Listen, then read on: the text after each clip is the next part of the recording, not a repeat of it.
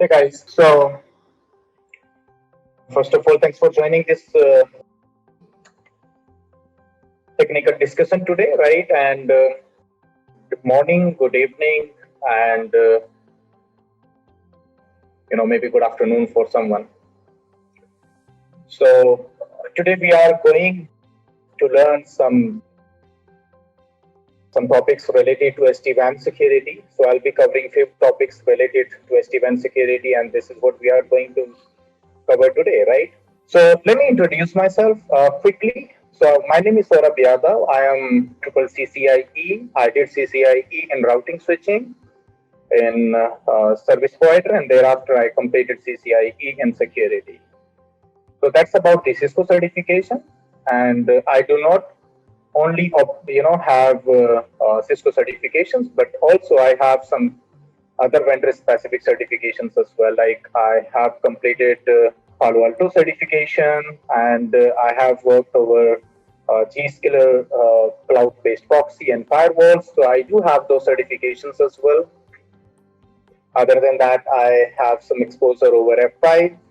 At the same time, I do have some exposure over Fortinet firewall. So I do have certification for all those vendors along with Cisco. In total, I have around 11 years of experience in training as well as the corporate, right? So that was all about me, and I'll be I'll be taking you through all these topics in during today's session. So, you can expect from this lecture to learn all these topics listed here in front of you. Like, we're going to have an overview of SD-WAN security, right? We're going to talk through the SD-WAN security components. Thereafter, we will talk about the Cisco SD-WAN security architecture, right?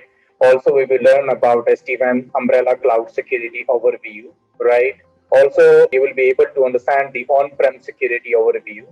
You will be able to understand the stateful firewall in Cisco SD-WAN. At the same time, I'll be giving you some overview of IPS in Cisco SD-WAN. And of course, I'll be talking about some key SD-WAN security use cases. And thereafter, at last, I'll be taking questions from you. And you can post your questions in chat room. And in the end of the session, I'll be answering all those questions, right? In between, you will not be allowed to unmute yourself. And in fact, if you are asking your questions using chat, right? So I'll not be answering them until the end of the session, right? So in the end of the session, I'll be taking your questions and I'll be answering those, okay? So let's get started now, right? So as I said before, like first we're gonna go through the SD-WAN introduction. So I'll give you a little introduction around the SD-WAN. And one more thing that I'm expecting from all of you, that I'm expecting that you have some basic ideas about the Cisco SD-WAN, especially the Viptela solution, because I'm not going to teach you anything around, I'll not be covering the Cisco SD-WAN Viptela solution in much more detail when it comes to the routing switching part, right, or routing part especially.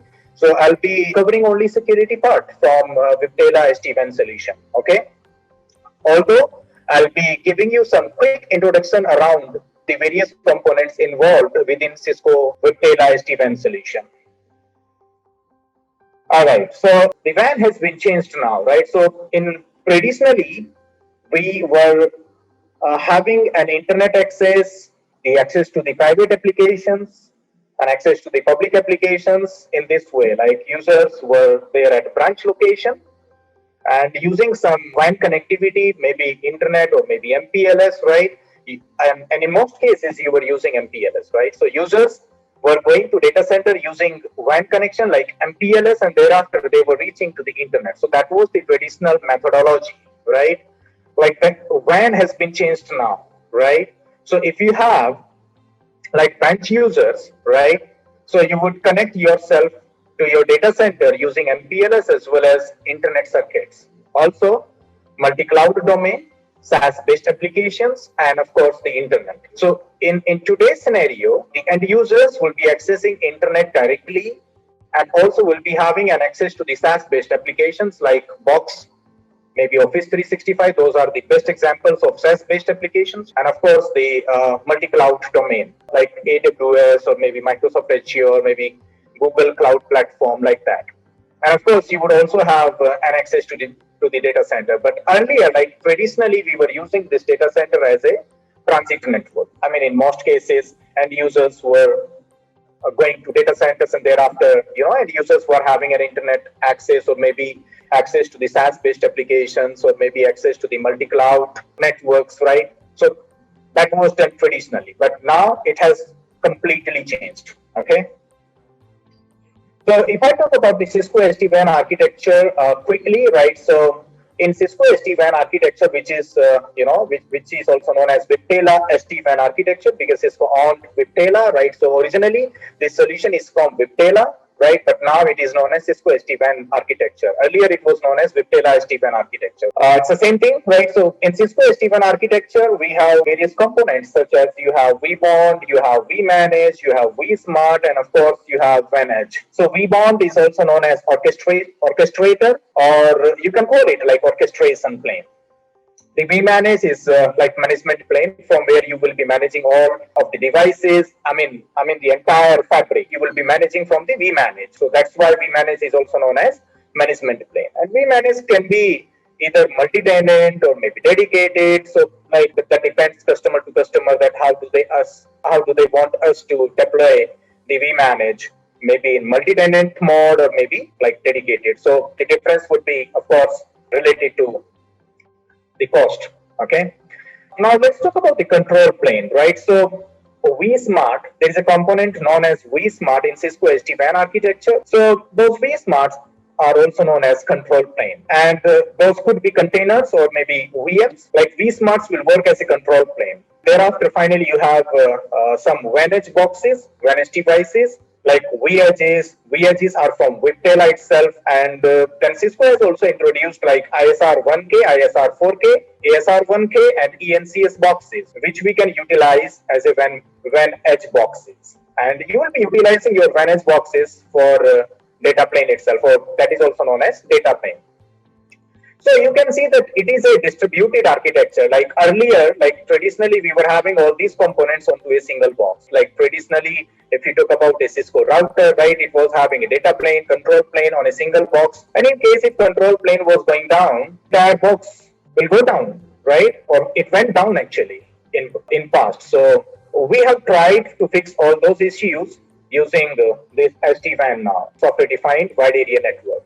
So here we are mainly talking about the software-defined wide area network, right? I'm not going to discuss anything about the SD-LAN because SD-LAN is also in place. In fact, in Cisco, that is known as SD-Access. So that solution is known as SD-Access, or you can call that like software-defined local area network. So the software-defined networking has been introduced for wide area network as well as, for wide area network connectivity as well as for LAN connectivity. Our focus for today, our focus will be only over Cisco SD-WAN, like wide area network, and that too over security.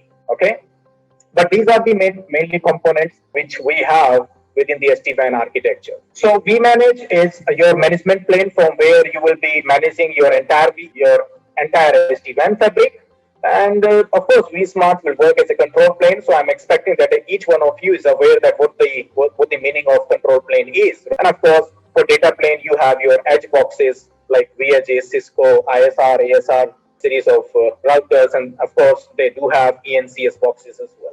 So vBond, as I said before, that it works as an as an orchestrator. So mainly vBond is responsible to orchestrate connectivity between management control and data plane. That's why we call it orchestrator. And that is why there is a condition that each and every box must have reachability to your orchestrator, which is also known as vBond. And vBond must not be behind any NAT box. And if it is behind the NAT box, then it must have a static NAT. The point is, ultimately, vBond must be reachable from each and every component. Like if you do have like vSmarts, vManages, and then you have data plane devices like vEdge boxes. So from each and every component, your vBond must be reachable, because vBond is responsible to orchestrate the connectivity between management plane, control plane, and data plane. So when I say management plane, which means vManage, When I say control plane, which means vSmart. When I say data plane, that Vantage boxes.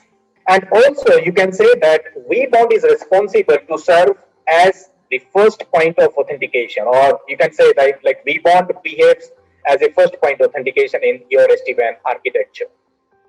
As I said before, that vBond will always require a public IP address if you have your Vantage boxes behind internet. Maybe you have your vManage, your vSmarts behind internet.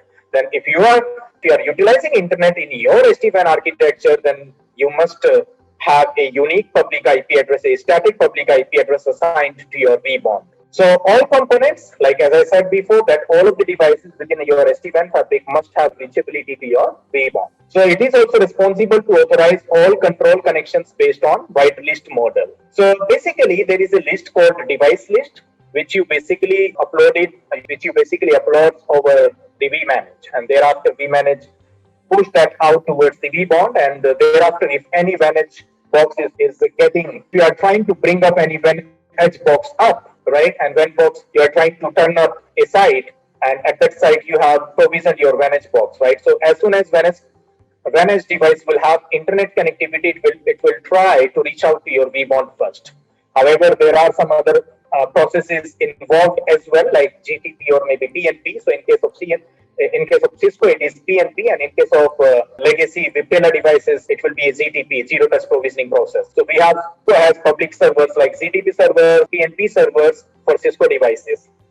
So by the help of GTP servers and PNP servers, sometimes you can also call it like call home service from the Cisco. So when edge boxes are going to perform call home to the GTP server or maybe PNP server, and from there they will get to know that who is the organizational vBond. So as soon as your Vantage box is having an information around your organizational vBond, it will go to that organizational vBond and it will try to authenticate itself. Since vBond is having a complete list of the devices, therefore vBond can easily identify whether this device who is trying to initiate a connection with me or who is trying to build a control connection with me is a valid device from a valid organization or not. vBond will be doing that using the FIP components like using serial number, as well as it will also utilize some certificates to perform the authentication. Then you have vManage. So vManage is also known as NMS in your SD-WAN fabric, in your SD-WAN architecture. So vManage is also known as management plane. It could be single tenant or multi-tenant, and same goes with vBond. vBond, you could also have that as a single tenant or multi-tenant. vManage is also known as like single pane of glass for day 0, day 1, and day 2 operations. So probably like every one of you who has experience in production environment must be aware that what's the meaning of day 0, day 1, day 2 operations. Day 0 is all about the designing and planning. Day 1 is all about the implementations, and day 2 is all about the maintenance and troubleshooting. So everything can be done using a single pane of glass, which is your vManage. Also, it is known as NMS. So NMS is like network management server. Yeah, it is also known as NMS within the SD-WAN architecture. So using vManage, you can perform centralized provisioning and simplify changes. Like for example, if you know that okay, in Asia Pac region, you have like around 50 sites, and there are some configuration which is quite similar on all 50 sites. So like you can create some centralized policies which you can provision onto your sites having quite similar configuration. Using vManage, you can create centralized templates. You can create centralized device template, and then you can attach those device templates to your devices, and thereafter you can also create a centralized policy. So there are various types of policies that you could create using vManage. So I'm not going towards the policy section or maybe like template section, because that's not something that we are attending this session today, because we are mainly focusing over the security part. Of course, you must remember that vManage does also support REST APIs, the CLI, and of course the syslog, the SNMP, and the netconf. Also, it provides you real-time alerting, like in case if something is happening onto your Vantage box, Vantage will immediately inform to the vManage. So for example, on Vantage box, if your tunnel goes down, like data tunnel goes down, or maybe any one of the WAN interface goes down, or lane facing interface goes down, it will immediately inform to the vManage that, hey, this is what happened. Your edge boxes will provide alerting or alerts to the vManage in real time. Also onto vManage, you can configure role-based access control. Like for example, if you have your network team, so you would have few people responsible for day two operations, and you have few people responsible for day one operations, and there are few responsible for day zero operations, and all of them are having different roles and responsibilities.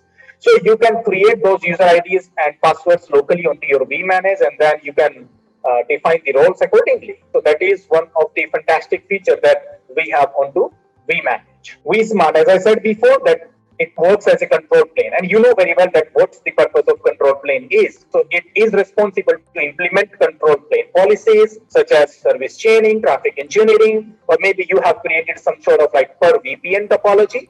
So if you have already gone through the SD-WAN training, then you should be aware that what's the meaning of per VPN topology. Like by default in SD-WAN fabric, you have full mesh topology. However, you can modify it based on your requirement. You can modify your topology, your data topology for all of the VPNs, or maybe for a specific VPN. So that depends upon your requirements. And also it helps to reduce the complexity of the entire network, because you would have like 2, 3, or maximum 4 vSmarts or 4 different control planes for your entire network. It will, since you will be applying a centralized policy, so definitely it will help you to reduce the complexity of your network operations.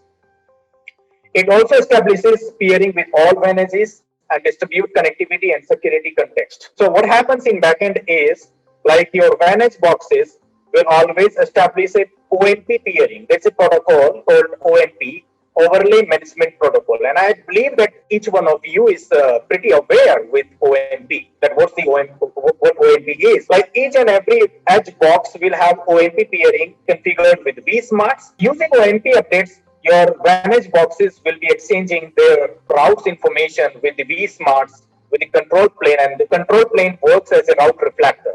So in case if control plane like vSmart is receiving some OMP updates coming from one of the edge box, if one of the OMP peer, then it will work as a route reflector, and this vSmart will reflect all those routes to other OMP peers. So by default, the default behavior of vSmarts is to work as a route reflector for your OMP peers. Okay. So in case if you have a branch office one, let's say, or maybe headquarters, or maybe data center, so data center devices will advertise their lane prefix information to their control plane devices like vSmarts using OMP updates, and thereafter those vSmarts will be responsible to propagate or to reflect that information to other sites. Okay, so if you talk about the controllers deployment models, I believe that most of you are already aware with that. Like either you could directly ask Cisco to deploy controllers for you, right? So you can directly ask Cisco to deploy your controllers. So Cisco can go ahead and they can deploy the controllers maybe in AWS environment or maybe in Microsoft Azure. And remember that in today's scenario, Cisco supports only AWS and Microsoft Azure public cloud platforms where you can deploy their controllers. It's not possible to deploy your vManage, vSmart, vBond onto Google Cloud platform, right? So that's not supported. So as of today, Cisco does support only AWS and Microsoft Azure public clouds.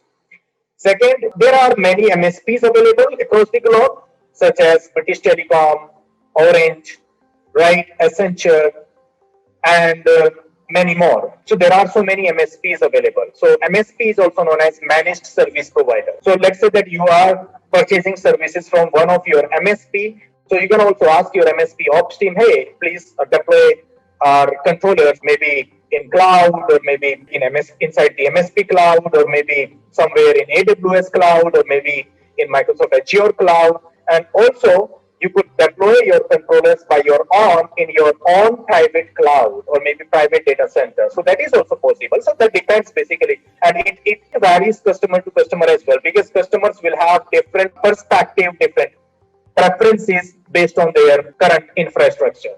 So VNS is your SD-WAN data plane. As I said before, your VNS box works as a data plane in your SD-WAN architecture. VNS devices are responsible to provide secure data plane connectivity between remote sites. So for example, if you have a couple of branch offices, you have campus network, you have data centers, you also have some cloud-based, maybe one of the mini data center hosted in cloud, maybe within the AWS, within Microsoft Azure. These managed boxes will be responsible to provide you end-to-end connectivity, and that too securely. Like the default tunnel that it will build between managed boxes is going to be IPsec tunnel. So by default, it will utilize IPsec. However, it is also possible to go for the GRE, but it is not really recommended to go for the GRE. Okay. Also, remember that managed boxes will always build a secure connection, will always build a secure control plane connection with the vSmart controllers. And not only with vSmart controllers, but also with vBond. Like the very first step for managed boxes would be to establish a secure connection with vBond, and thereafter vBond will tell to your vEdge box or managed box, hey, this is your vSmart and this is your vManage. Okay. So thereafter, your managed boxes will be responsible to have a secure connection with your vSmart controllers as well as vManage. Okay, to establish a secure connection with vBond, and thereafter vBond will tell to your vEdge box or managed box, hey, this is your vSmart and this is your vManage. Okay. So thereafter, your managed boxes will be responsible to have a secure connection with your vSmart controllers as well as vManage. Okay. Your vEdges will also be responsible to export the performance stats to your vManage. That's why vManage is also known as NMS, because NMS is always going to receive some information from the agents, and agents are your VNS devices. Your VNS devices could be physical devices or maybe virtual devices. Now, let's talk about the common enterprise deployment use cases. Maybe you are having some critical applications and you have some SLAs to be defined. And based on criticality of the application, you want to define the best path for your application. So maybe you want to define your MPLS as a best path for your mission critical applications. And maybe you have some non-critical applications like YouTube, maybe Facebook. So for that, you always want to utilize only and only internet connection to reduce the utilization of your MPLS bandwidth. I mean, that could be one of the deployment use case for your SD-WAN. Of course, the secure branch, and finally multi-cloud on-ramp for software as service, infrastructure as service, and co-location. So if I talk about the critical application SLA, you can see here, like you have multiple connections available, maybe internet, MPLS, 4G LTE. So you have certain applications running in your environment. So for few applications, you may want MPLS to be defined as a best path. Internet, for few other applications, you may want internet to be defined as a best circuit or preferred path in that way. So like you may have critical applications as SLAs, and based on that you can define your links based on your applications. Secure branch segmentation. So one of the important features that your Cisco SD-WAN contains is the segmentation. Like you can perform segmentation using VPNs, and you can compare these VPNs with your VRFs. Like traditionally we used to have the VRF onto your routers, and we were using VRFs to perform segmentation at layer 3. But Cisco SD-WAN, they have changed that terminology, or they have replaced that terminology with VPN. So you can have numerous VPNs at each site. So for example, if you have your guest users, so for guest users, you can have a separate VPN, because you don't want your guest users to utilize the network that your corporate users are utilizing. So for corporate users, you can have a different VPN. And even for compliance, like for example, you are a bank, you are a finance-based company, and you know very well that you are using some card swiping machines, and you want to have a separate network for your card swiping machines. Okay. So of course, again, you can go ahead and you can have a separate VPN for the compliance network. So that's how you're going to define that. But this is how you can perform the segmentation.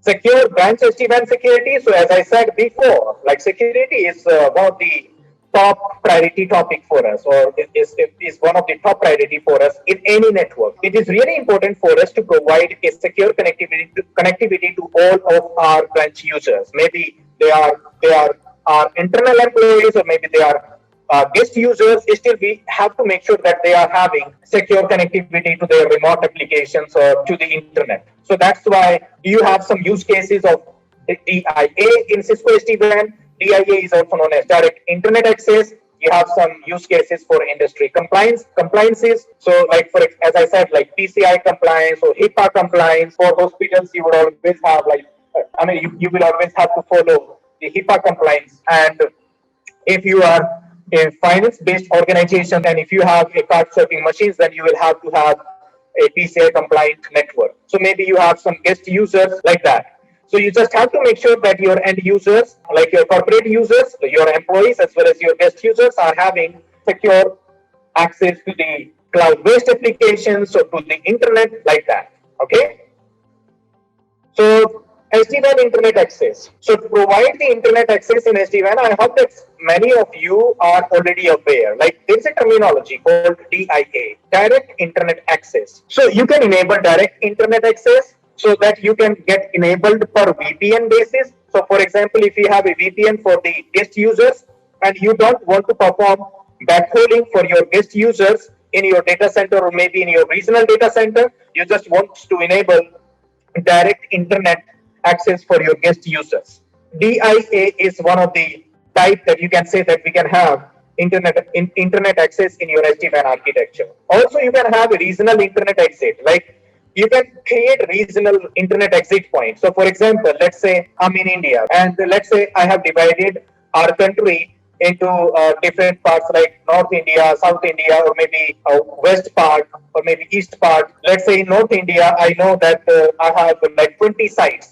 And for all those 20 sites, what I want is like I have a regional office in New Delhi. And in New Delhi, I have a big internet circuit. Maybe I'm having an internet circuit of 1 Gbps or maybe of 100 Mbps, and that's where I do have a firewall as well. So what I can do, I can go to other sites within the North India and I can redirect them that, hey, if you want to have an internet access, go to this regional site, which is New Delhi site, okay? And go there and then access your internet. So that is also possible. DIA is also possible.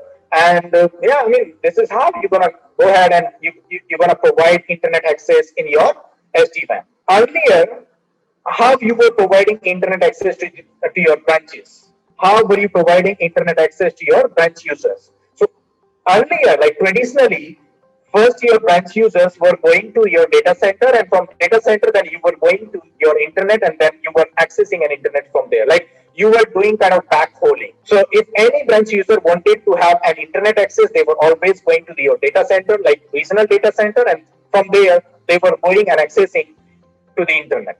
But nowadays, this is not something that which because especially for the guest users. So let's say that in this branch I have a guest user, and guest user is part of the VPN 14. So what I want that for guest users, I must have direct internet connectivity without traversing any data center, whether it was a regional data center or it was a global data center. I don't care. I just wanted to provide a direct internet access to all of the users member of VPN 40. Okay, so you can enable DIA for a specific VPN or maybe for a group of VPNs. It will be totally depending upon the deployment options or deployment. It will be depending on the requirements set by the customers. So now let's go through the overview of the SD-WAN security now. So as you know, I mean, first question which usually comes into our mind is why security? Why is it needed? So SD-WAN exposes new security challenges at the branch level. So you can see outside in threats like malware, ransomware, phishing emails, denial of service. So those types of attacks could come from outside to your network to in. And of course, there are some threats inside to out as well, like unauthorized access, privilege escalations, data exfiltration, and of course, you might have internal threats as well, like worm propagations, unauthorized accesses. So we just have to work on security stuff to mitigate all of these types of attacks in our SD-WAN architecture. So if I talk about the threat landscapes, so like cyber warfare, nation state sponsored, organized crime, targeted attacks, ransomware, financially motivated, right? So types of threats you could have like security bugs, like vulnerabilities, like I hope that you heard about the Heartbleed SMB version 1 vulnerability, I version 1 vulnerability, and then SQL injection, buffer overflow, cross-site request forgery, cross-site scripting for HTTP, and then of course you have different types of malwares available like viruses, worms, trojans, phishing attacks, spyware, scareware, like that. Keyloggers, backdoors, and then of course the DOS attacks and botnets are always there. And I hope that you have heard about the LinkedIn attack that happened in August 2016 and Deutsche Telekom as well in November 2016. So when I talk about the SD-WAN security overview, so one is called transport security, and I mean not transport security. So under transport security, basically we have control plane security, and of course we have the data plane security. So that's by default there. So if I talk about the control plane security, so the traffic getting exchanged between your control components and your edge boxes is totally secure because they are establishing a secure connection between themselves. Same goes with data plane, because data plane also we are building up IPsec tunnels over there. We are not utilizing, or we are not preferring to use GRE tunnel between them. We are always utilizing the IPsec over there. Okay. Now, you can see that how is SD-WAN threat defense delivered, like how can we deliver the threat defenses. One, we can go for the integrated solution, maybe dedicated solution.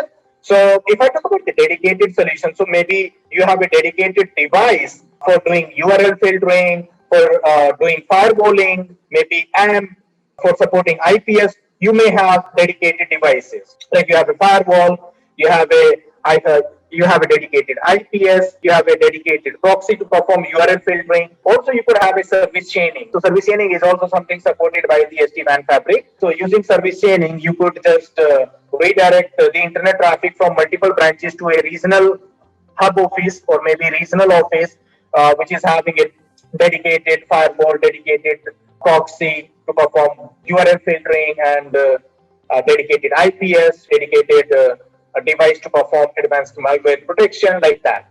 Also, you could have a cloud delivered architecture such as Cisco Umbrella or maybe Zscaler Cloud. So you could send your traffic from your branches, from your branch network to your cloud delivered security solutions. So these security solutions are provided by the Cisco Umbrella as well as the Zscaler. So these two vendors are providing cloud-based proxy servers to perform URL filtering and, of course, cloud-based firewalls. Okay, so you could opt any one of these solutions. Let's talk about the integrated solution that basically Cisco is supporting. Okay, so Cisco is providing you a integrated solution.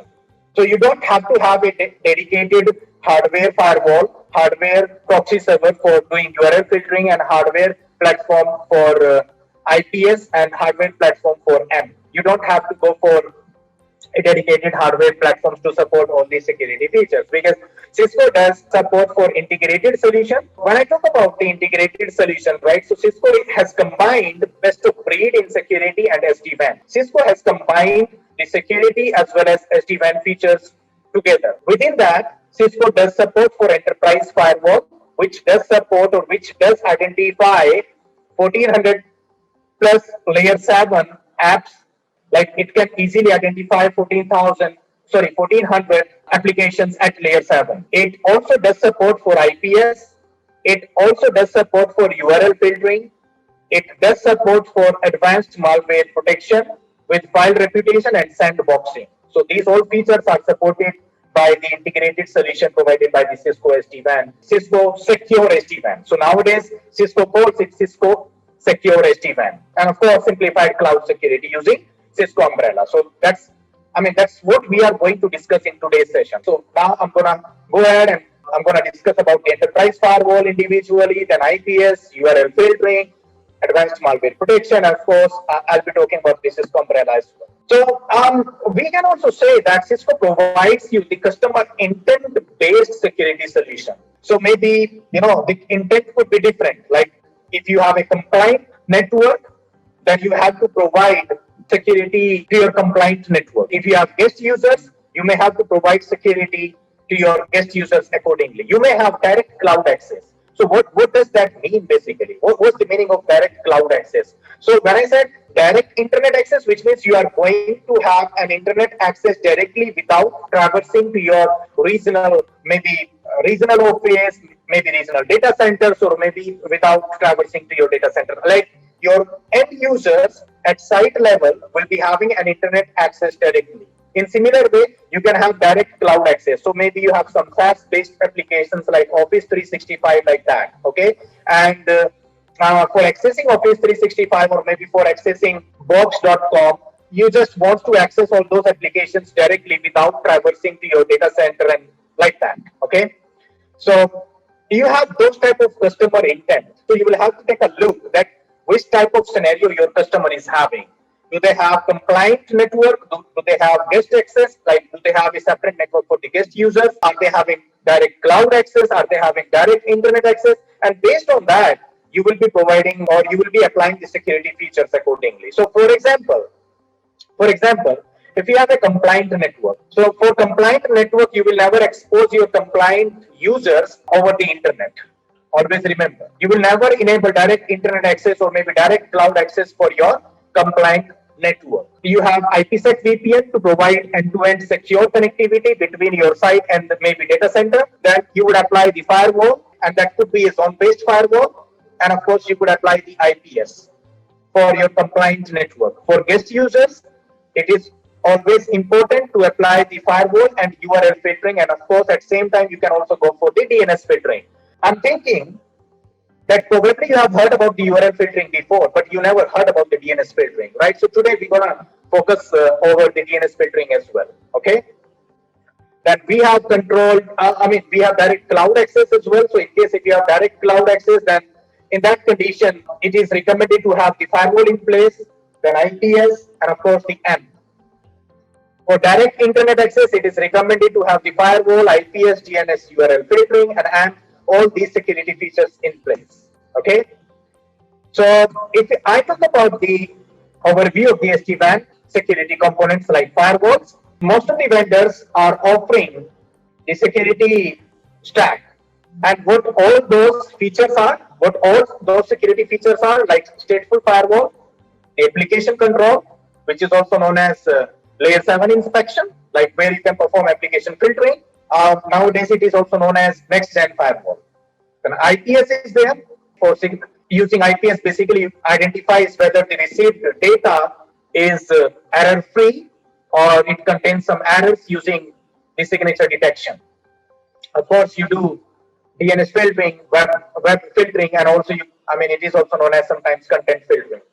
The IP reputation, file reputation, so sandboxing capabilities, cloud access security broker, which is also known as CASB, right? Cloud applications, because nowadays you are accessing so many cloud-based applications such as Office 365, Box.com, and many more. There are many examples of cloud applications. And of course, the SSL decryption. This is also one of the key features which is provided by most of the vendors. So when I talk about the stateful firewall, what does that mean? And I'm expecting here that each one of you is aware that what's the meaning of a stateful firewall is. So in case of a stateful firewall, especially in case of TCP, so if you are sending or you are initiating, like client, the employee will initiate a TCP connection. If you are utilizing a stateful firewall, your firewall is going to inspect the TCP connection. It will see, hey, it was the same, which means that in response, I must receive an acknowledgement back along with SYN. That's how it works, right? Once you receive a SYNAC as a response, thereafter it must receive an acknowledgement back. So this is what expected. And once connection was established by the end user with the web server, thereafter end user is going to send the HTTP request, and thereafter web server is going to respond back. And that will be allowed by the stateful firewall, because this connection was initiated by the employee, and employee is always the internal user is always initiating everything here in this session. However, if there is an attacker and trying to initiate some connection from the outside zone, from the outside network, then it will not be allowed. It will not be allowed. However, from internet to your DMZ zone, where you do have your SMTP servers, you will have to allow the connections initiated from an internet. That's mandatory for you to receive an emails. So that depends basically. So the default drop policy, basically firewall feature, if you are enabling firewall feature in your Cisco SD-WAN fabric, in your Cisco SD-WAN architecture, then always remember the default rule is for drop. It has the default drop rule. So everything will be dropped by default. If you go ahead and you enable the firewall feature, but you don't allow any data, then by default everything will be dropped. You should be aware with the differences between the traditional firewalls and the next-gen firewalls. So as I said before, DP inspection was supported by the traditional firewalls. The stateful inspection was done. Protocol misbehavior was detected by the traditional firewalls. Directional control was there, and a strict layer 4 control was available onto your traditional firewalls. But now, deep inspection is there, stateful inspection is there, layer 7 inspection is there. And user identity context based policies also you can create onto your next-gen firewalls. Like you can say, hey, if user belongs to this Active Directory group, then only they will be able to access this URL category, like that. You can enable IPS on the same firewall. You can perform URL filtering, web filtering, DNS filtering, like that. Anti-malware, antiviruses, right? Advanced logging and alerting is supported by next-gen firewalls. SIM integration you can perform. You can perform TLS SSL inspection. These four features are supported by next-gen firewalls. Then you should be aware that how IPS works. In case if your IPS has received some application data, so it will always try to find out the errors based on signatures. So it will always look at if the IP header is containing some malicious IP address, either it was a source IP or a destination IP. If it was containing a malicious IP inside the IP header, it will drop your data. Maybe if it is containing some malicious URL, then maybe you send a HTTP GET message. IPS can easily detect that what URL you are trying to access. But nowadays, IPS is not that much effective since most of the end users or most of the websites are running over HTTPS. So if you don't have SSL decryption enabled onto your same box where you have enabled IPS, then IPS will not really provide you much advantages, because most of the time 99.99% you are using HTTPS nowadays. Okay, URL filtering, every one of you, I mean, this URL filtering, like you should be aware that what the meaning of URL filtering is. So URL filtering can also be done by the SD-WAN boxes here in Cisco. So you can also enable the URL filtering. So that depends. In case if you want to have an access to a domain, right? So first you're gonna generate a DNS request, and once you get the DNS response back, you will get an IP address of your application server, and then you're gonna generate HTTP GET request. That GET request will be intercepted by your edge box where you have enabled or where you have configured the URL filtering. It will see whether the URL that end user is trying to access falls within whitelist, blacklist. Then it will check the category and finally reputation, and then the decision will be taken. Okay. So if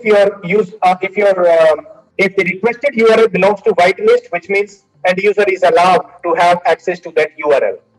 If it does not match to your whitelist, then it will check for blacklist. If it does match with blacklist, it will be dropped. If it does not match with blacklist as well, then it will check for the category. Maybe you have blocked some categories. And finally, it will be depending upon the reputation. DNS filtering is one of the very new component that they have added in Cisco SD-WAN security features. But this is something derived from the Cisco umbrella. So to perform DNS filtering, it is mandatory for us to have a license for the Cisco umbrella as well. If you do not have access to the Cisco umbrella, it will not be possible for you to perform the DNS filtering. How this DNS filtering works? So basically, this DNS filtering is also known as first layer of defense. It is also known as first layer of defense. So how does it work? Like for example, if there is an end user trying to have access to any application or maybe any website, so the first event that would happen is the end user will generate a DNS request for obtaining an IP address for a specific URL. So for example, if you are trying to have access to the www.google.com, so end user is going to generate a DNS request if it doesn't have an IP address to that website. Okay. So the DNS request will be sent to your DNS server. The DNS request was landed on your Vantage box. Now, if your Vantage box is having a connection with Cisco umbrella, then Vantage box is going to intercept this DNS request, and this DNS request will be redirected over your Cisco umbrella cloud, over your Cisco umbrella platform. Okay, so for that purpose, it is mandatory for us to have the connection between Vantage box and the Cisco umbrella cloud. So it is mandatory for us to have Cisco umbrella license to perform DNS filtering. However, if DNS filtering is configured on your Vantage, and if your Vantage is having a successful connectivity with Cisco umbrella platform, So as soon as Vantage Box receives a DNS request coming from the end user, it will intercept that and it will redirect that DNS request over to Cisco Umbrella platform. However, it will be sent securely because it uses eDNS. So when I say eDNS, which means encrypted DNS. So Vantage will always encrypt your DNS request before sending it over an internet towards your Cisco Umbrella, because Cisco Umbrella will always be accessible to your Vantage box using an internet. So since your DNS request will contain some critical information around about the end user, like user's IP address and like that. So if you do not, of course, we will never want to share that information with somebody else. So it is really mandatory for us, or it is really important for us to secure that DNS, to secure the DNS request which is sent or which is redirected by Vantage Box towards your Cisco Umbrella platform. So that's why we use as eDNS, and eDNS is by default enabled. Before sending DNS request towards the Cisco Umbrella, it will make sure your Vantage Box will make sure that that request is a secure request. Also, it does support for file reputation and retrospection service. You can enable advanced malware protection here, AMP. So if you go ahead and enable advanced malware protection, in that condition, if any end user is trying to download a file, right? So first it will generate a request to download a file. Now, once file download will get started, your Vantage will intercept that file download, and your Vantage will send a SHA, a hash value of that downloaded file to its engine, and that engine will verify whether this is a good file or it is a bad file based on file reputation. If it was a good file, then Vantage will let your end user to download that file. If it was a bad file, then Vantage device will not let your end user to download that file. How does that work actually? So let's say end user is trying to download a file. So from web server, end user has started to download a file. At same time, Vantage will generate a SHA, a hash of that file, and will send it to its engine to perform lookup whether it is a good file or it is a bad file. Now you could say in between it is also possible that your end user will download this file completely, but no, it will not happen. You know what happens in actual, like Vantage will not send last few bytes. It will put them on hold. Vantage will intercept last few bytes and will not let it download to the end user until it gets a response back from its engine, whether it is a good file or bad file. So of course there will be some delay, but your Vantage device can easily identify the file that your end user is trying to download, whether it was a bad file or it was a good file. And if it was a, now there are two different solutions involved here. So sometimes you know what happened, like you sent a SHA, you calculated a SHA hash of your file and you sent it to your engine, and your engine, your file reputation service is not having any information about that file. Like that file has become unknown to your file reputation service. In that condition, your file reputation service will send that file to the file analysis service, which is also known as sandboxing. So if you have enabled threat grid, that service is known as here threat grid. I mean, to enable sandboxing, you have to have a license for the threat grid. So now your Vantage Box will set that file to the threat grid, and threat grid will analyze that file. And based on that analyzation, of course, there will be much more delay this time. Based on that analyzation, threat grid will inform back to your Vantage whether it is a good file or bad file. And based on that result, this time file reputation service will also create an entry for that unknown file reputation. Okay. So it's not like every time you will have to perform sandboxing for a similar type of file that end user is trying to download. Okay. So that's a one-time process. So as I said before, there is a solution called CASB. So CASB is a cloud access security broker. So it's a security feature which sits in between the end user and the cloud-based application. Like for example, if your end user is trying to access a cloud-based application, as I said before Office 365, Cisco WebEx, AWS, or maybe Microsoft Azure, like that, or maybe Box.com. So it is really important for us to perform. To have the visibility, like what end user is trying to access, which type of application, and of course we must have some policies as as per the compliance, whether these applications should be accessible for the end users or not. So that's something that you can control using CASB. SSL decryption or TLS decryption, really important for us, because if you do not enable TLS decryption, as I said before, your IPS solution will not work appropriately, your URL filtering will not work appropriately. So it is really important for us to have the TLS decryption in place, or maybe SSL decryption in place. Okay, so we will have to see whether this feature is supported by your box or not. So remember that in Cisco SD-WAN, this is not something that all these features you can enable on any box. No, don't think in that way. Let me make it very clear that in Cisco SD-WAN, ASR series of routers does not support for any security feature except firewall. You can enable application firewall on ASR series of routers. However, you will not be able to enable any other security feature like IPS, URL filtering, advanced malware protection, like that, or maybe DNS filtering. You cannot enable all those features onto your ASR series of routers, because in most cases, ASR series of routers, you will be placing that in your data centers. And if you are placing your ASR series of routers in your data centers, and you know very well that in data centers, you would always have dedicated firewalls. You would not enable these security features onto your SD-WAN boxes. And let me make it very clear.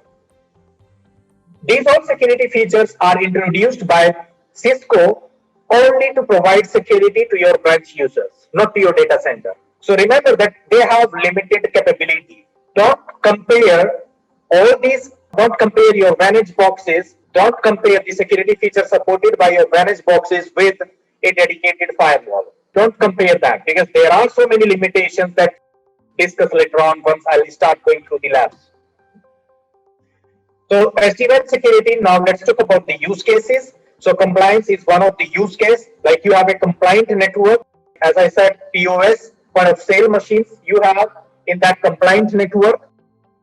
The employee part of this network must have a security applied here. So segmentation, you have created a dedicated VPN, perimeter control, application control, and intrusion prevention. So you will have to enable the firewall over here for this VPN one, because VPN one is for compliance. It's a compliant network. And there are some use case examples, like you could have compliant network due to PCI, HIPAA, or maybe FERPA for school, colleges, universities. To set your student educational records over an internet, there are some regulations. So that's something that we have to ensure that we have all that type of security in place. So for compliant network, we just have to make sure that we don't enable direct internet access. Like we should always have an internet access using data center only. And of course, most of the applications which are part of the compliance network will be hosted in your private data center. You would have just connectivity between your branch and the data center. And remember, even in SD-WAN, like if I talk about the network part, for the compliant VPN, we don't go for the full mesh connectivity. We ideally prefer to have hub and spoke connectivity for compliance VPN. Guest access, as I said before, for guest access, like VPN 2 is for the guest users. So in this condition, you should always try to have DIA enabled for this type of users. So you can see here that we are enabling DIA for guest users, and VPN 2 is dedicated for guest users. So in that condition, we should have URL filtering, firewall in place, URL filtering, and DNS filtering in place for guest users. So these security features we should enable onto our box for the guest users. And you could also have direct cloud access. So you can see that these are the examples of direct cloud access like Salesforce, Office 365, Dropbox, Box.com, like that. Cisco WebEx, like that. So you can enable direct access for your cloud-based applications. So again, you would require application control, the IPS, and of course the malware protection. You will have, in this condition, like if you have direct cloud access enabled in your network, if your end users are accessing cloud-based application directly without going to the data center, then you should enable all these features onto your Cisco SD-WAN box, like firewall, IPS, AMP, and CASB.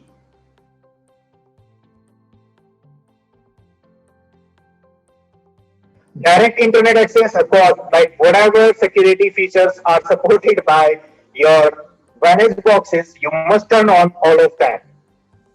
You must turn on all of the security features if you have enabled direct internet access, such as firewall, IPS feature, advanced malware protection, DNS filtering, and URL filtering. So you should enable all of these security features onto your managed boxes if you have enabled direct internet access for any one of the VPN. Okay. Security architecture. So let's talk about the security architecture, and within architecture, let's talk about the order of operations. So that's something that is really important for you to understand. Remember that if traffic is being initiated by the end user from the LAN to WAN, then first it will perform lookup in its routing table. Then after, NBAR will take place, and you know very well in Cisco, NBAR version 2 is utilized to perform application identification. Like using NBAR, your edge box will try to identify whether this data belongs to YouTube, belongs to Facebook, or maybe some other applications. I told you before that your edge boxes can identify up to 1400 plus applications. So that is done by using NBAR version 2. Then DNS security will take place, like DNS filtering. Then VFR is there, and fifth number is CEF, Cisco Express Forwarding. And onto your egress interface, then you will have your firewall, IPS, URL filtering, and NBAR, NAT, and finally DNS security will be taking place. This is the sequence if you are receiving data onto an interface, and if you are sending data out from your interface, then this is the sequence in which your security policies will be compared or will be checked. So SD-WAN security features are like, as I said before, application firewall, you do have that. DNS security, you can enable that by the help of Cisco Umbrella platform, and IPS, IDS, web filtering, and of course it does support for advanced malware protection along with threat grade, and that depends upon the license that you have purchased from Cisco. Now remember, it is not really easy to enable all these security features onto your Cisco SD-WAN boxes, like managed boxes. Okay, as I said before, this is not something like all these security features are supported by all of the platforms. No, it's not in that way. As I said, like ASR1K doesn't support all these features except application firewall. That does support for application firewall, but ASR series of routers doesn't support for like DNS filtering, maybe IPS, IDS, and then web filtering, or maybe Cisco AMP, advanced malware protection. So that doesn't support for all those security features, as I said before. However, if you talk about the ISR series of routers, like ISR 1100, 1K, and 4K, these platforms does support for security features along with application firewall. Like those platforms will support for DNS security, for IDS, IPS, web filtering, like URL filtering, and advanced malware protection. However, before enabling these features, we will have to make sure that we have some additional memory and CPU cores available onto these boxes. This is not something that you go ahead and get all these features enabled onto your boxes. You will have to see whether your box is having an additional memory as well as some additional core of CPUs, because it would require at least 2 core of CPUs and 8 GB of RAM to enable IDS IPS. Only for IDS IPS, web filtering and AMP for these 3 features. And even if you are enabling any one of them, still you would require at least 2 core of CPUs and 8 GB of RAM. And there will be a separate operating system that will have to be installed.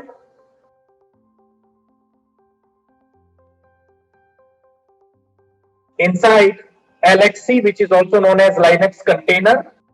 I'll let you know that what does that mean is in future, but you are definitely going to require some additional hardware resources if you are planning to enable security features onto your Cisco SD-WAN edge boxes.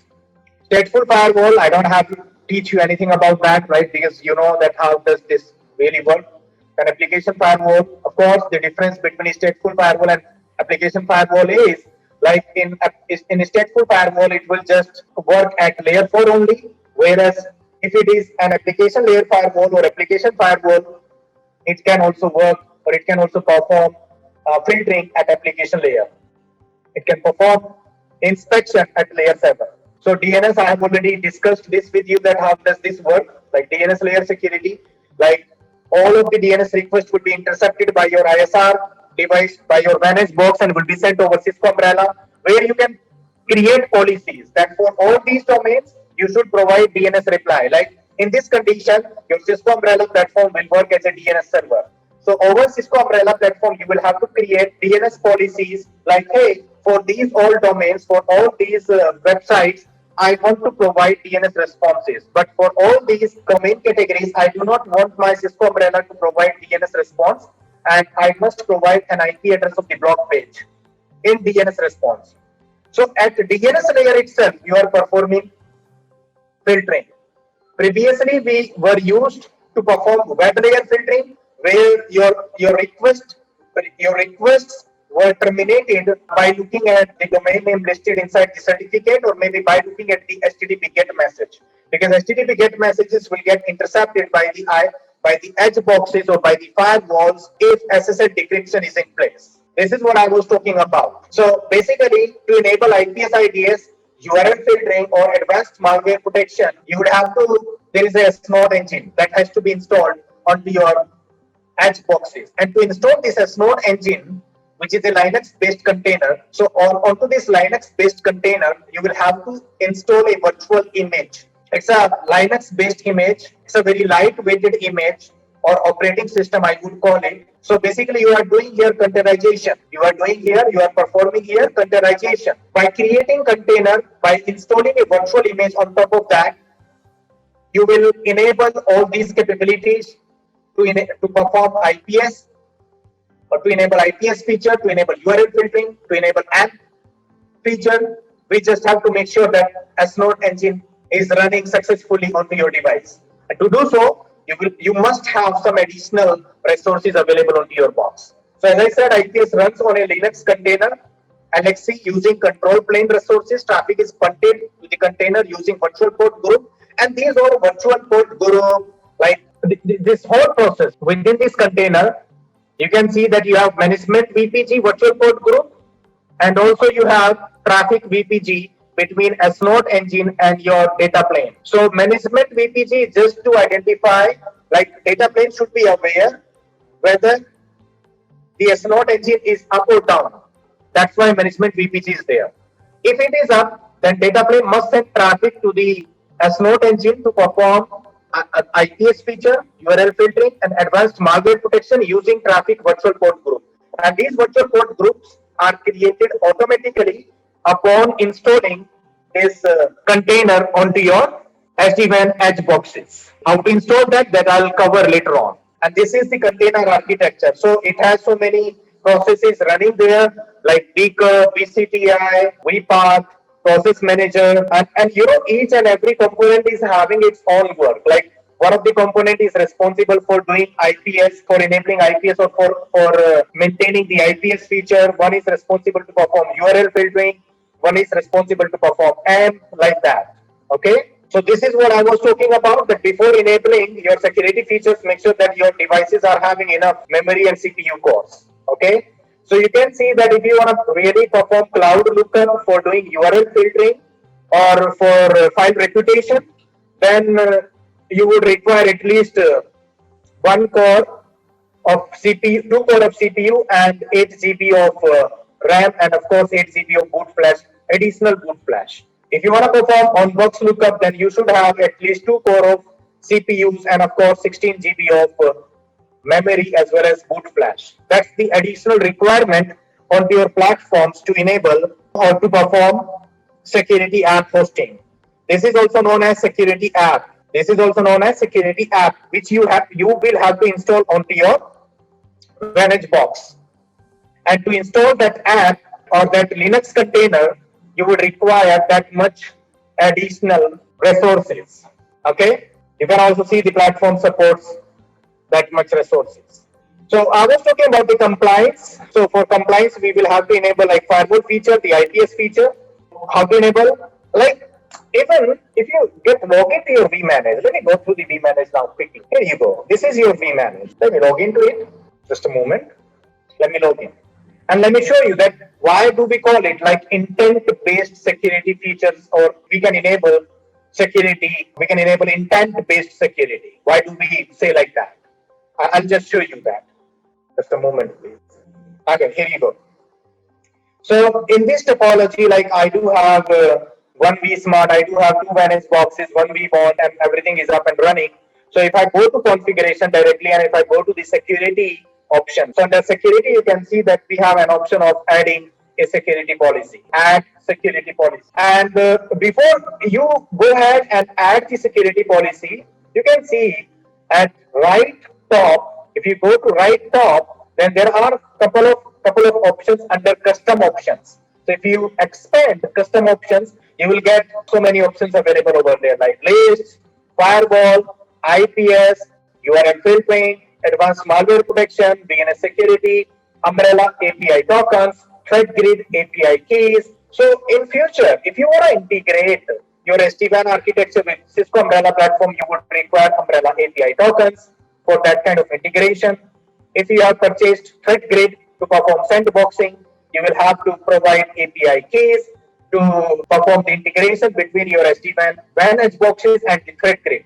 And of course, you have some other options available as well, like you can create firewall policies, IPS policies, you could look for them, and also you have a list over here. So if you click on lists, so first of all, it is important for you to create the zones, because it's the same concept that Cisco has brought up here. Is like you remember that in Cisco IOSs we used to have zone-based firewalls. Okay, we used to have what? Zone-based firewalls. So again, it is a zone-based firewall, but they have added some capabilities over here. Like they have added a capability of application recognition. So it is still a zone-based firewall. It's a stateful firewall, and of course, it is an advanced firewall because it also supports application filtering. Okay, so you can create zones over here. Like for example, if I want to create zones here, so go to zones, create a new zone. Let's say my inside zone, that is VPN 1. Maybe I have another VPN, maybe DMZ zone, that's VPN 2. I have another zone, compliance, that's my VPN 3. Maybe I have a guest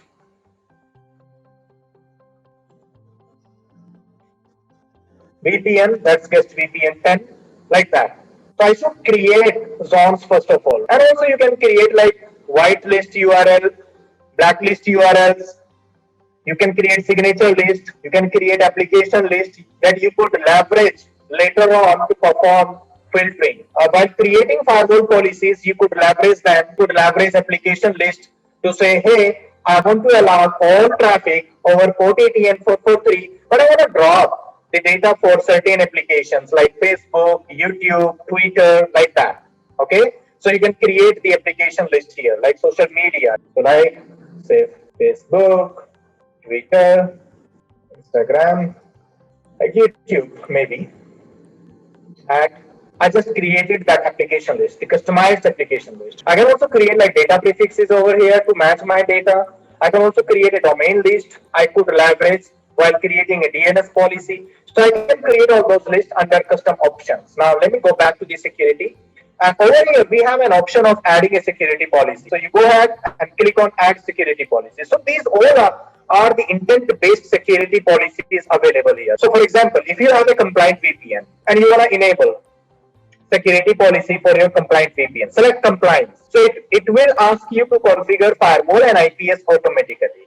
If you have a guest user, guest VPN, you go ahead and configure firewall as well as the URL filtering for guest access. Same goes with direct cloud access, direct internet access, and finally you do have an option of custom as well. Like for example, if you have a requirement for compliance that hey, I also do want to enable URL filtering for compliance. But if you look at here under compliance, URL filtering is not there. That's why you have an option of the custom. So select custom, say proceed, and thereafter, first of all, it will ask for the firewall policy. So go ahead, say I want to create a new policy, so I can provide some names over here. Let's say APAC firewall policy. Okay, like APAC rule. By default, it's a drop rule. So whatever you want to allow. So like for example, you could say source data prefix. Either you create those data prefixes under list, or you can just define that over here. Like, hey, if my data source data prefix is 192.168.101.0/24, and just a moment, 101.0/24, and destination data prefix is like 000/0.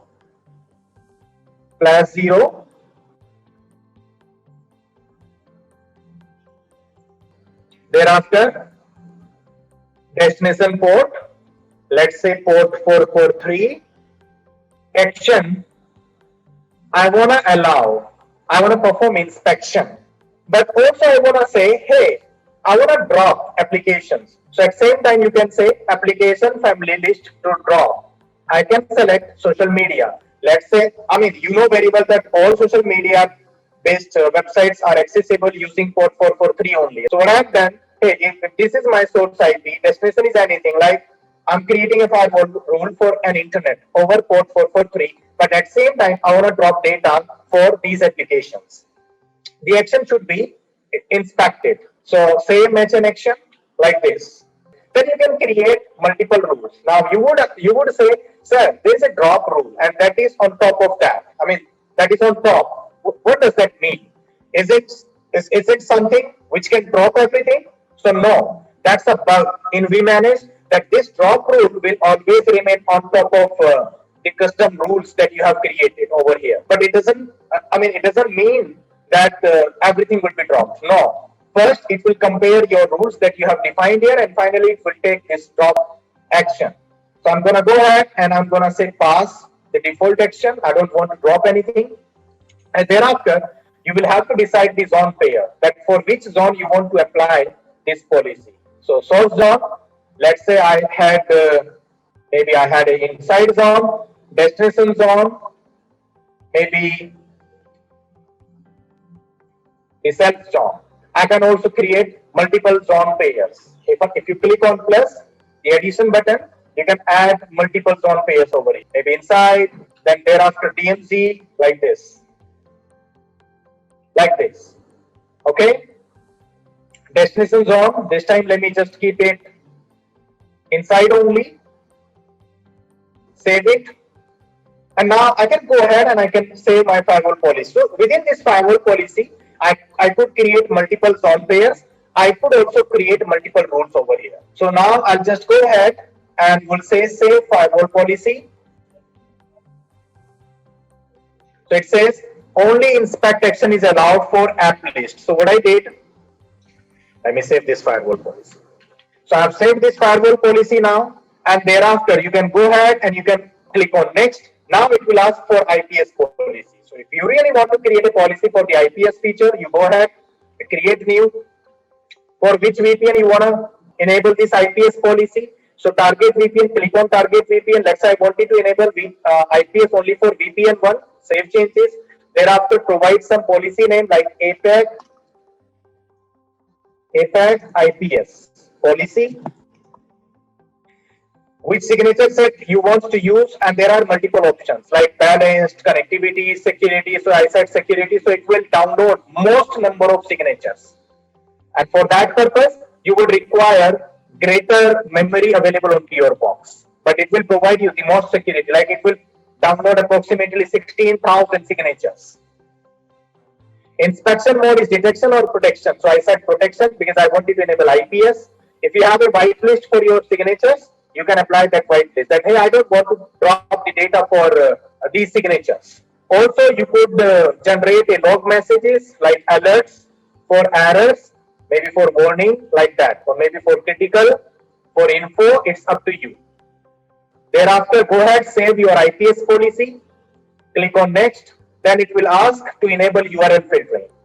So to apply or to configure URL filtering, say create new target VPN. Let's say I wanted to enable URL filtering only for VPN1. Save changes, provide policy name. So I said APAC URL filtering. I want to block all these categories, or maybe I want to allow only these categories. So it's up to you what action you want to take. But you can create only one rule. You cannot create multiple rules. Like onto actual proxy servers like WSA or Blue Coat proxies, you can go ahead and you can create so many rules for URL filtering. This is allowed, this is not allowed, this is allowed, not allowed, like that. But here you can say either allow or block the web categories. So I want to block all these categories, let's say, like this. Web reputation, which web reputation you want to use, like you want to drop the data only for high risk domains, maybe low risk, trustworthy. Ideally, it's moderate by default, and that's the recommended one. Under advanced, if you have a whitelist URL, you can create that. Hey, I always want to allow data for all these URLs. Go ahead and create whitelist. If you want to always block data for certain URLs, go ahead and create the blacklist URL list. Okay. Block based content. Like in case if you block some URLs over here, and in case if that end user tries to access that URL that you have blocked using policy, so what end user should see on his or her machine? So for that, you can see default content header over here, like block based content. So even you could also redirect your end user to some other URL. Maybe you have your internal URL saying, hey, you are trying to breach our compliance policy, like that. You can also enable alerts and logging for blacklisted URL, whitelisted, or reputation category, like that. So it's totally up to you. What do you want to enable? But you can create only one rule in one URL filtering policy. If you want to have multiple rules, then you will have to create multiple URL filtering policies. And thereafter, you can call multiple URL filtering policy into a single security policy. That is also possible. So next, now it is asking for an advanced malware protection policy. Go ahead and create a new advanced malware protection policy. Target VPN. So by default, it's all for all VPN, but you can say customize VPN, select custom VPN, and thereafter click on target VPN. Let's get this enabled only for VPN1. Provide some name like APAC, and I want to use a cloud region for N for checking the file reputation, North America. So APJC. I'm gonna Select APJC because that's the nearest one for APAC users. If you have a license of threat grid, go ahead and get enable the file analysis. And then select your threat grid, maybe EU, NAM, North America, and then you will also have to provide the API keys for the integration purposes. So now you go ahead and save advanced malware protection policy. Click on next, then it will ask for the DNS security policy, and this is done by the help of Cisco Umbrella platform. So before enabling DNS security policy, we must make sure that we do have a license to the Cisco Umbrella platform. We will have to integrate our Cisco SD-WAN with Cisco Umbrella platform. So if we have those registration tokens to integrate our Cisco SD-WAN with Cisco Umbrella platform, then go ahead and create a security policy for the DNS security. So for target VPN, by default it's all. Click on custom. Get it enabled only for the VPN 1 users.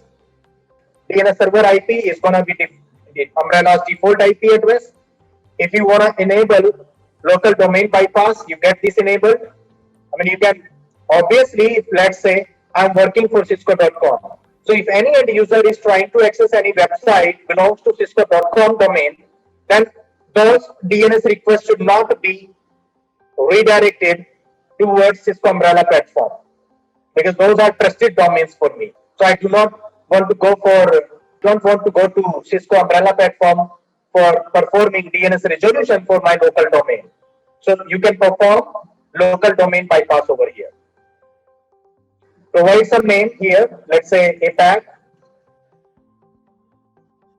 DNS policy. Over here, you cannot create any policy. You can just perform the integration, nothing more. Policies you will have to create onto Cisco Umbrella platform only. That is something that I'll take you through. Custom VPN configuration, local domain bypass list. Let's say I said asterisk, like I can create the domain list over here, and then I could call that. But I'll have to register myself. So manage Umbrella registration, and then we'll ask for the registration token, and that I can get from Umbrella portal like this. So if you have an Umbrella portal, you go to admin, and then you go to API keys and look at the API keys, and then you can copy your API keys from here, and then you could paste them. I cannot create the API keys over here. I cannot do that because I do have read-only access at the moment. But if I was having read-write access, then I would have created API keys over there, and then I would have used them onto my vManage to perform registration. Like registration token, I'll have to copy them from Umbrella Cloud platform. Okay. So once it is done, thereafter you will go ahead and save this DNS security policy and click on next. Finally, it will ask for the overall security policy name, which contains everything like firewall policy, IPS policy, URL filtering policy, AMP policy, DNS security policy, everything. So I said APAC security policy.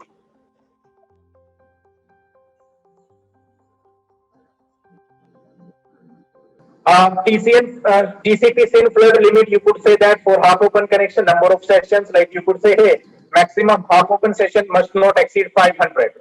You could also enable HSL high speed logging, right, for firewall feature only. Thereafter, you can also enable external syslog server for your IPS, URL filtering, and AMP feature if you really want that. Failure mode is by default open, which means in case if your UTD container, like if your UTD container like a Snort engine goes down, remember I told you in beginning, like when I was explaining you the security features, thereafter I told you that hey, to enable all these security features, you will have to have Linux container to be installed onto your edge boxes. So what if that container itself went down? So that's why you have said failure mode is open or closed. So if it is open, which means if your Linux container goes down, nothing will happen. Like your end user will still continue to have network access. However, firewall rules will still be in place and firewall rules will be applicable accordingly. But your traffic will not get dropped. Like you remember that when you deploy the IPS in your network, like in inline mode or promiscuous mode, remember? So in similar way, you have failure mode over here, like open or close. So don't select close, by default it's open and keep it open. Go ahead and save policy. So that's how you could create a security policy. And we created a security policy which is a combination of firewall policy, IPS policy, URL filtering policy, and also you could preview it in CLI. So in CLI it will look like this. Thereafter, you go to your device template like this, and before going to your device template, you will have to make sure that you have a Linux container image available onto your vManage or onto your CH boxes. So if you go to your CH boxes, let's say, like I do have access to my one of the CSR box, one of my Edge box, log in there. So you don't have to go to your, you don't really have to reach your device to have the CLI access. Or to vManage itself, you can have CLI access. That's a pretty cool feature. So now you say show utility engine standard status. So nothing is there, which means there is no image installed. So there is no image installed onto your Edge box. Now you just have to make sure, that that image is available onto your vManage. To do so, go to administration, and not administration, go to maintenance, and then go to software repository. Go to software repository and then virtual images. Under virtual images, you must make sure that you do have an image of that app hosting like this. So I have already uploaded that image. You can download this image from the Cisco's image portal, and you just have to upload that over here. Once you have ensured that you have a valid app hosting or UTTS node engine image available onto your vManage, thereafter you go back to your configuration, device template. Let's say I have device template for my headquarters, and in headquarters I wanted to enable my security features. Go and edit your device template, like edit. Thereafter go to additional template, and there is an option of security policy. Attach your security policy, and then it will also ask for the container profile. So I'm gonna code the factory default UDT template. It is by default there, but also you could create a customized container profile. It is also possible to create a customized container profile. So at the moment, I'm going to utilize the default container profile, like how much resources it will utilize. So under container profile, you will define that how much hardware resources it will consume. And security policy is having all those security features enabled, or all those security features that you have enabled within this security policy. Go ahead and update it. Say next. Now you can click on device and you can see the config difference. It will show you the differences of the config that you are going to deploy onto your box now. You could look for side by side differences, like it is creating a VRF with the name of 65529 automatically for the purpose of installing UDT engine. It is also creating this firewall policy. You can see that it is enabling NAT within that container. You can see all these configurations. So that's your virtual port group. It has allocated IP address automatically. The public IP address is also allocated automatically. The object group it is creating based on your firewall configuration. The perimeter map it is creating automatically, since it was a zone-based firewall. It has created zone pair based on your configuration. App hosting, it was having URL filtering. It was having IPS policy, the AMP policy, everything. So you can see this green configuration is going to be pushed on your device now. Now, if you click on configure device, it will start deploying this security policy onto your device. However, before deploying the security policy on your device, it will verify, your vManage will verify whether your Edge box is having that Linux container installed or not. If not, then first it will install that Linux container. and post that it will push the security policy onto your device. So you can see it's scheduled to be attached when virtual service installation is done. So virtual service is not installed yet. So this configuration is on hold until your LXC Linux container gets installed onto your box. Now you can see ongoing processes. So you can see that LXC container image is getting installed on your Edge box. Once it is installed, thereafter the security policy will get attached to your box automatically. So you can see that everything you can manage from the vManage. You created firewall policy, you created URL filtering policy, IPS policy, advanced malware protection policy, everything you created using vManage. And you got that attached, like you got your security policy attached to your device template now. And also you have seen, since Linux container image was not pre-installed onto your box, therefore your vManage will be responsible to install that. Okay. Remember, if you are having, like, there is an iOS XE SD-WAN, like SD-WAN capable operating system installed onto your Manage box. Now version does matter, like what version of Linux container image you have and what version of image you are having onto your Manage box.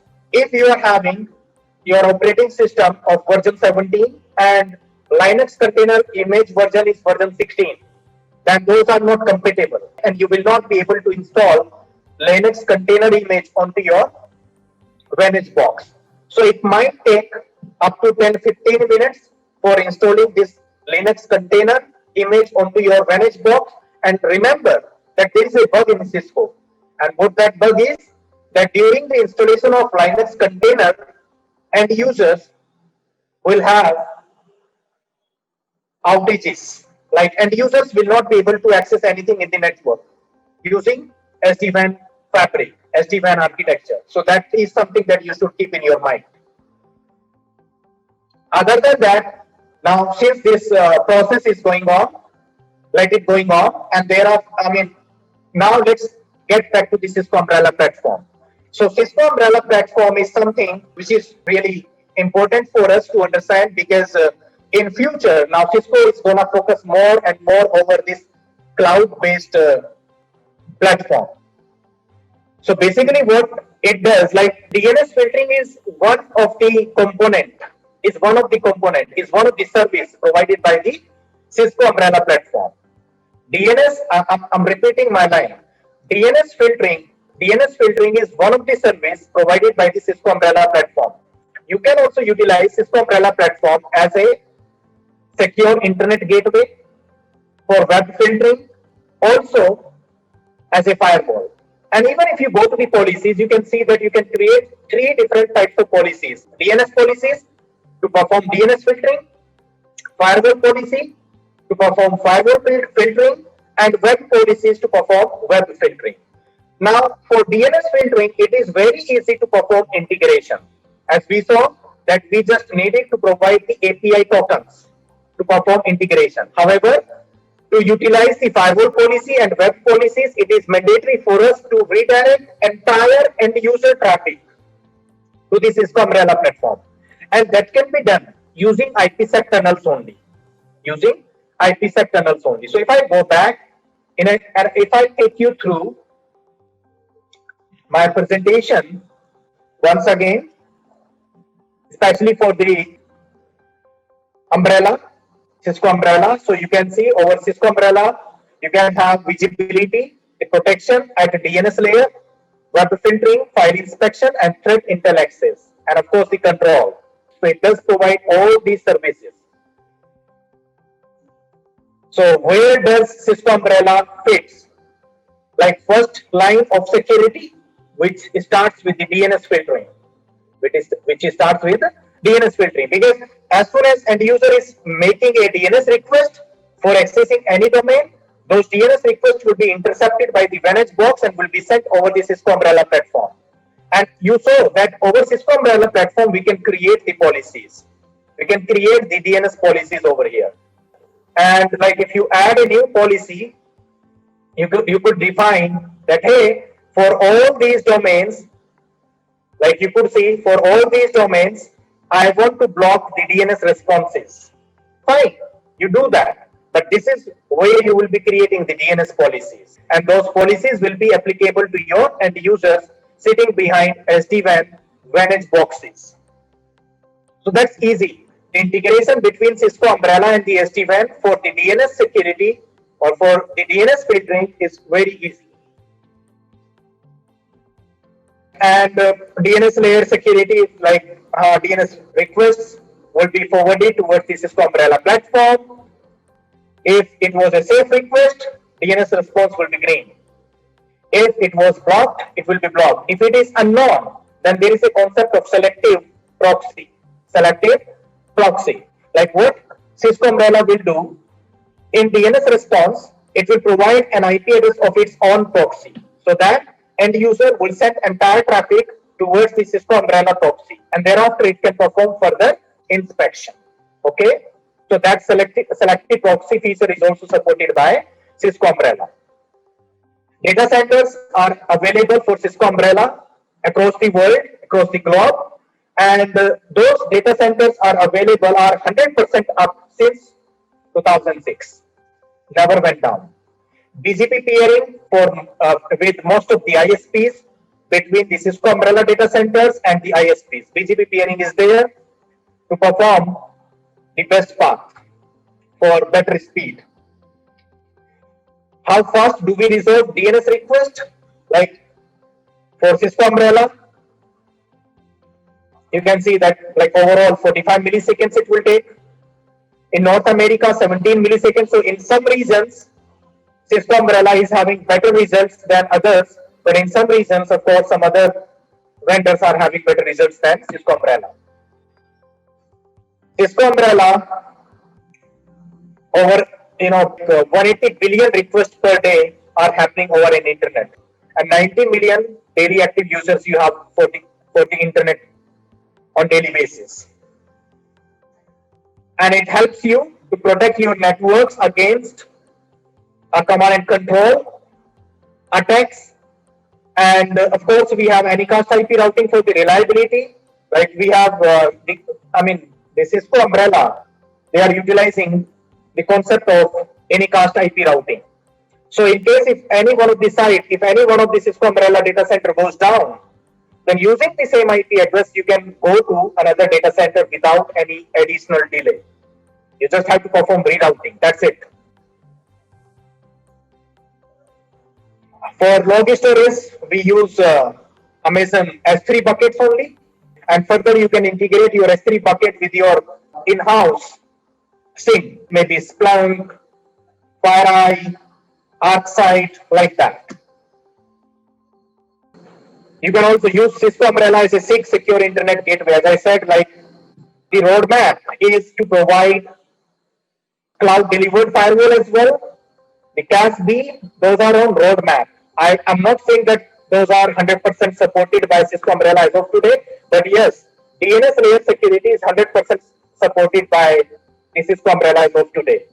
But there is some ongoing testing for secure web gateway and for cloud delivered firewall, for CASB, and for threat intelligence. And in fact, if you have heard about the SecureX for threat intelligence, SecureX is already in place, right? So SecureX is a quite different product from Cisco. Like we can have another session for discussing about the SecureX later on.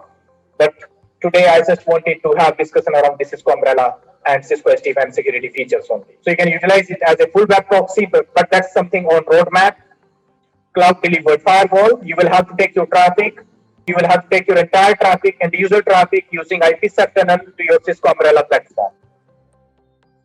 Integration is quite easy. That's something that I have already taught you, that how you can perform integration between Cisco SD-WAN and the Cisco Umbrella platform. So now let me just go through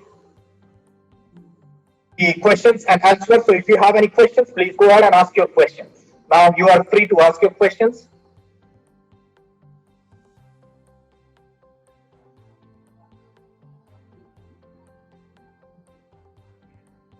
All right, let me start from beginning.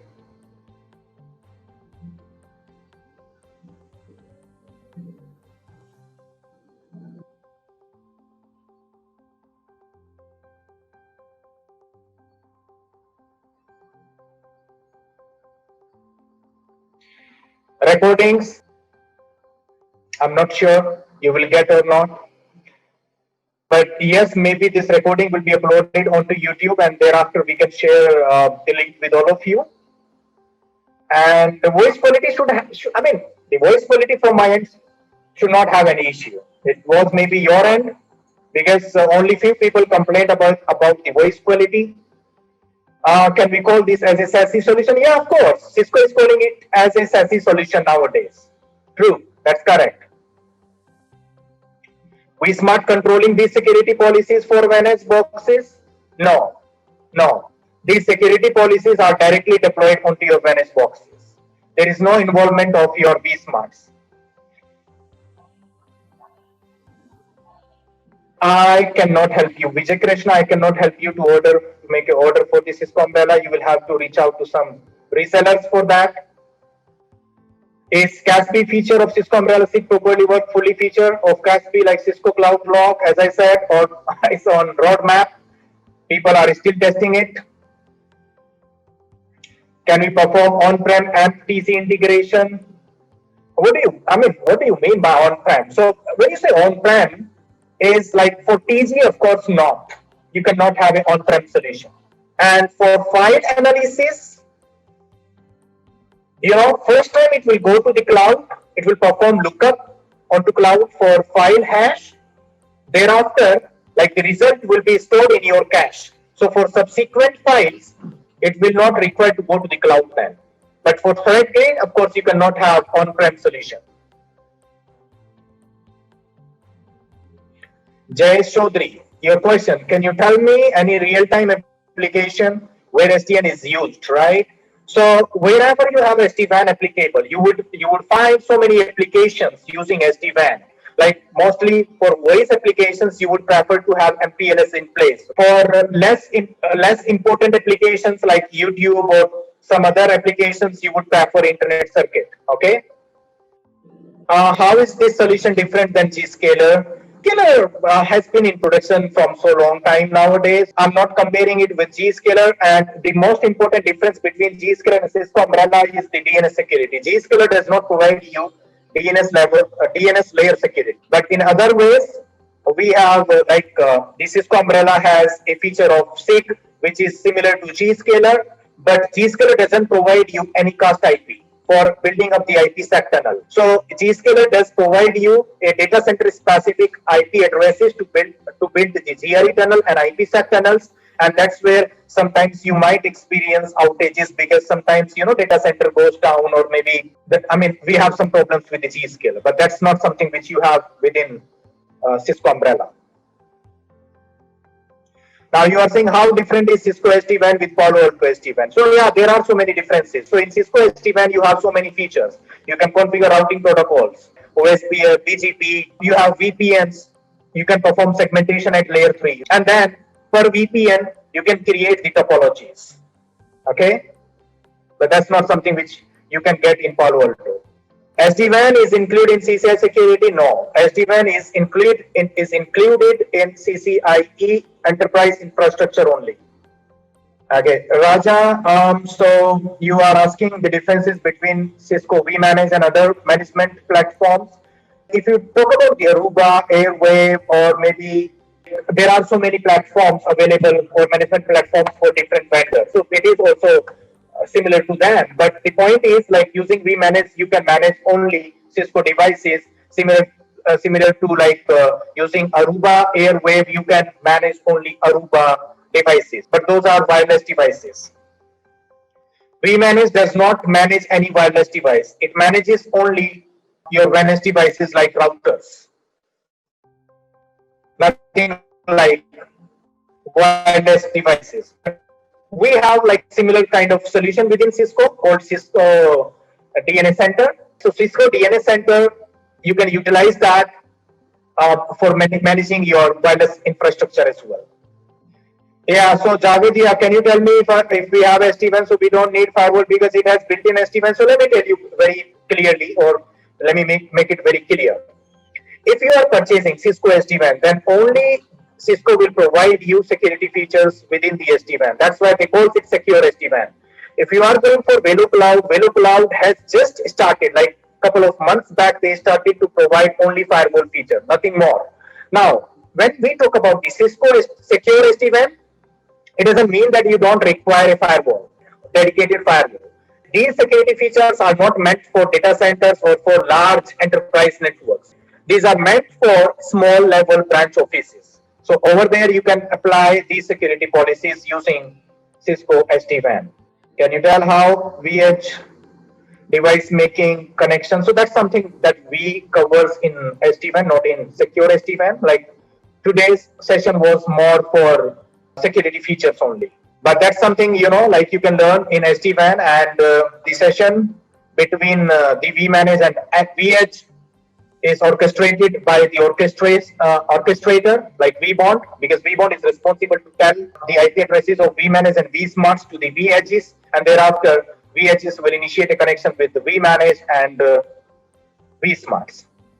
Amrit Raj Ranjan. So in competition with Cisco Umbrella, of course, there is Zscaler and Palo Alto Prisma, and then we have one more vendor is there, provides kind of similar solution. All right, guys. So I have taken mostly, I have taken all of the questions now, and that's the end of the question and answer session. And thank you for joining this session today. I hope you learned a lot. You enjoyed this session, and hope to see you again then. And bye for now. Enjoy weekend.